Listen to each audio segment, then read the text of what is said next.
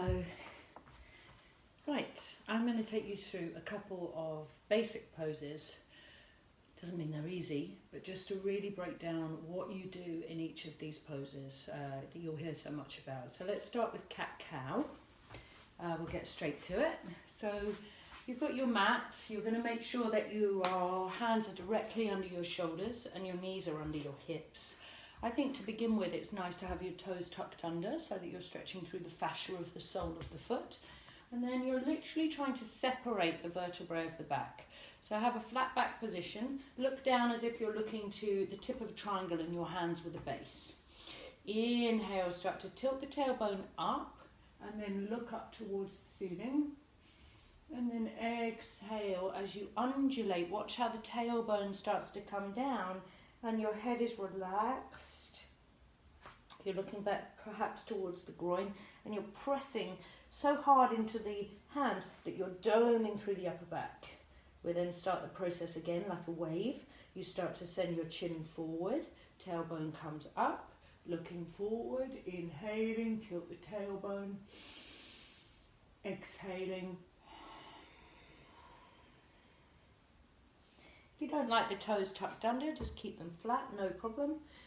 And then come in again, inhaling, coming up, tilt, taking the shoulders back and down, exhaling, tailbone descends, upper back arches, belly pulls in, Mula Bandha, pelvic floor, perineum squeezing up.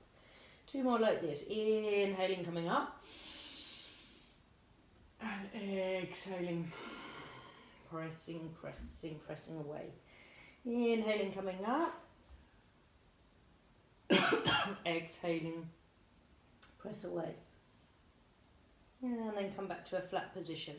With your toes tucked under, if you're following me, you're going to sit the sitting bones back, stretch even more through the sitting bones, send the arms forward and put the forehead on the floor. Nice restorative but active child pose. You might even choose to put your fingertips here on the floor and press down. Very good. The next pose we're going to break down is downward dog. So for me and for most people, this is a complete tonic. It's very easy to get it wrong, so let's try and get it right. So your palms are try it this way round. Your palms are under your shoulders, toes are tucked under. You're going to start to lift up and back into the pose. Have a look at your hands. Make sure that the forefinger is pointing towards the top of your mat and the fingers are spread so wide they look like starfish. You're trying to get the thumbs almost as if they could look at each other. From here, the inner elbows are looking at each other.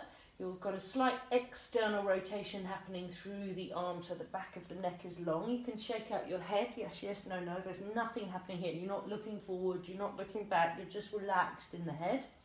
Keep the knees a little soft as you find that length through the spine and you establish the shoulders and the arms. You should be feeling quite a nice long stretch happening through the lats, the side bodies, the place between the vertebrae, and the waist is lengthening. The belly is drawn inwards and upwards. And then, once you've got that straightness to your spine, you might need to keep your knees bent. You might need to keep onto the tiptoes. If you've got a little bit more length through the back of the legs and the hamstrings, then you can begin to press them down. Don't be in a hurry to straighten up the legs. The focus has to be on the length and the straightness of Sushumna Nadi, the pipeline from the tailbone to the crown. From here, if you have got the space, you can press out and plump out through the back of the legs. If you're very flexible, try not to overextend into the armpits like that. It's not going to do you any good. You want to find that equal balance between strength and flexibility. So the ears are pretty much in line with the arms when your head is relaxed. Good. Now, distance of feet towards hands is often a problem for people. I generally think, I teach it as if you were to come forward into a plank position, a high plank here, you wouldn't have to move your hands and feet. So from here to here is pretty much where your feet and hands should be. Nice, from here to here. Now I want you to really have a look at my stomach.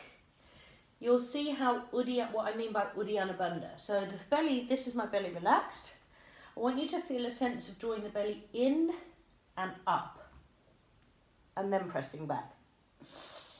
And then the breath is on.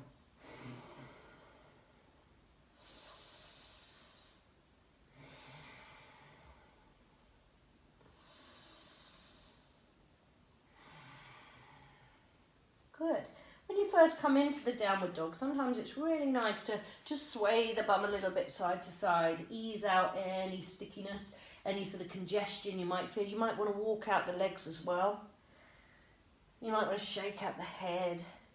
Sometimes warming up the wrist by turning one palm and the other. And know that the strength here builds, you know. So anytime you get too tired and think, oh my God, just drop down, take that active child pose. So you're still doing and working, but you're just resting out the shoulders before you're ready to come back. If someone is in the class and they're holding the downward dog for ages and you just can't get there yet, you're still building the strength, then come here and take your cat-cows while you wait. And then take child pose to rest. Good, I hope that's helpful. Still getting used to my new fringe, highly irritating at the moment. But yeah, let me know your thoughts.